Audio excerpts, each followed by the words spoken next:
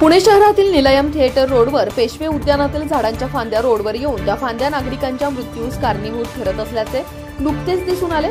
दिनांक 28 मे 2025 रोजी सायंकाळी 4:30 दरम्यान निलयम थिएटर कडून सिंहगड रोडकडे जाणाऱ्या चालू ऑटो रिक्षावर पेशवे उद्यानातील रोडवर आलेली झाडांची फांदी खडकन मोठा आवाज करत या रिक्षांवर अचानक पडली व त्यात एक 65 वर्षाची वृद्ध महिला जागेवरच गतप्राण पडली व रिक्षा चालकही जखमी झाला। त्याच्या पायाला गंभीर दुखापत झाली असून चैतन्य हॉस्पिटलमध्ये उपचार घेत आहे। सदर घटनेने एका वृद्ध महिलेचा मृत्यू झालाय। आता तरी प्रशासन जागे होणार आहे की नाही याबाबत नागरिक विचारणा करत आहेत। संपूर्ण पुणे शहरात अशा धोकादायक फांद्यांबाबत नागरिक वारंवार तक्रारी नोंदवत आहेत, पण उद्यान विभागाकडे पुरेसे मनुष्यबळ व यंत्रसामग्री नसल्याचे सांगितले जाते असे नागरिक बोलतायत। Sinhagad road, Sahakar Nagar road, Satara road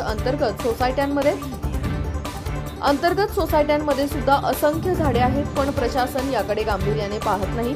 शहरात झाडे पडून 2 मृत्यू झालेत। आता तरी महानगरपालिका अधिकारी खुर्ची सोडून कामाला लागणार आहे की नाही यांची नागरिक वाट पाहत आहेत। याच ठिकाणी काल जो अपघात झालेला होता, त्या अपघातामध्ये एक 65-70 वर्षाची जी महिला आहे रिक्षातून प्रवास करत होती, ती मृत्युमुखी पडलेली आहे। ती रिक्षा पण आम्ही आपल्या समोर आणत आहोत। हे पहा, ही झाडं काल कापलेली आहेत। हे झाडाची जी फांदी आहे गोलूमोहराची,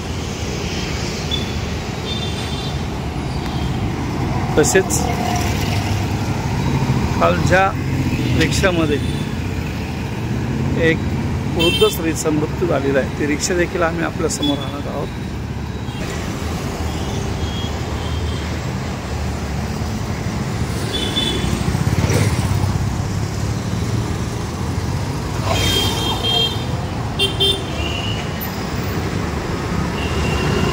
अतिशय रहदारीचा रोड आहे।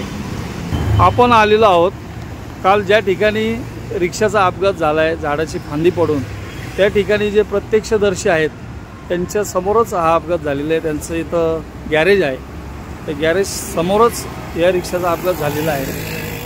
ते सांगतील कशा पद्धतीने तो अपघात झाला। चला, काल दुपारी 3:30-4च्या दरम्यान पाऊस पडत होता खूप जोरात।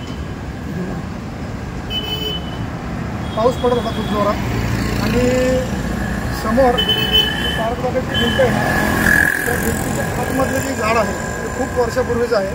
ते ऑलरेडी आम्ही आधी एक सरासरी 4-6 महिन्यामागे आम्ही कंप्लीट पण केली होती महानगरपालिकेत, तर ते ऑब्जेक्शन कुणी घेतलं नाही। आणि काल एक रिक्षा पॅसेंजर घेऊन येत होते, एक रिक्षावाला, तर त्याच्यामध्ये एक वयस्कर 70-75 वयाची आजी होत्या।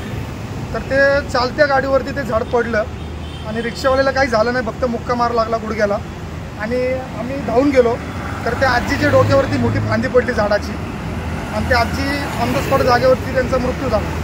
मग आम्ही त्यांना रिक्षातनं कसं वगैरे बाहेर काढलं आणि शेजारी आपल्या निलयम ब्रिजच्या शेजारी एक चैतन्य हॉस्पिटल आहे तिथे घेऊन गेलो। डॉक्टरने सांगितलं की ते एक्सपायर झाले। हा अतिशय रहदारीचा रोड आहे, परंतु या रोडवर ट्रॅफिक हवालदार वगैरे कोणी दिसत नाहीये आणि हा झाडांचा प्रॉब्लेम आहे। नंतर पाऊस जास्त झाल्यानंतर हा पूल उतरल्यावर खाली पाणी पण भरपूर साचते, त्या संदर्भात आपण काय सांगाल? आता पाणी तर बरेच वर्ष आले आम्ही बघतोय साचते, पण त्याच्यावर पण कोणी ऑब्जेक्शन घेत नाही। ऑब्जेक्शन घेण्यापेक्षा महानगरपालिकेचं आपल्याकडे लक्ष नाही। बरोबर। या अपघाताबद्दल आपण काय सांगू शकता? आमचं फक्त एवढंच म्हणणं आहे की महानगरपालिकेला की सर्वसामान्य माणसांना जो त्रास होतोय तो त्रास होता कामा नये। आता हे सुद्धा झाड खूप वर्षापूर्वीचं आहे, याची सतत दर पावसाळ्यात या झाडाची सुद्धा आता याची फांदी पूर्ण निलयम ब्रिजच्या वरती गेलेली आहे। बरोबर। आमचं महानगरपालिकेला अशी विनंती आहे की त्याच्या फांद्या बाहेर आल्या निदान ते तरी तोडून टाकावे। आपण आलेलो आहोत या काल घडलेल्या घटनेच्या ठिकाणी। ही जी झाडं आपण पाहतो एक ग्लेरिसिडियाची झाडं आहेत।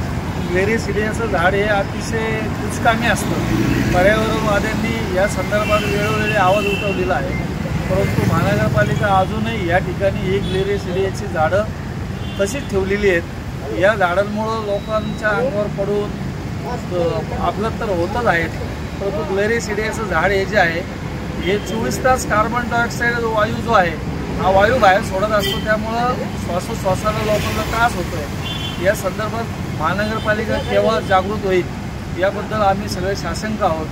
टॉप न्यूज पुणेसाठी मुख्य संपादक कैलास गायकवाड. अशाच नवनवीन बातम्या व घडामोडी पाहण्यासाठी आमच्या चॅनलला लाईक, शेअर व सबस्क्राईब करा. टॉप न्यूज पुणे जाहिराती व बातम्या देण्यासाठी संपर्क मुख्य संपादक कैलास गायकवाड.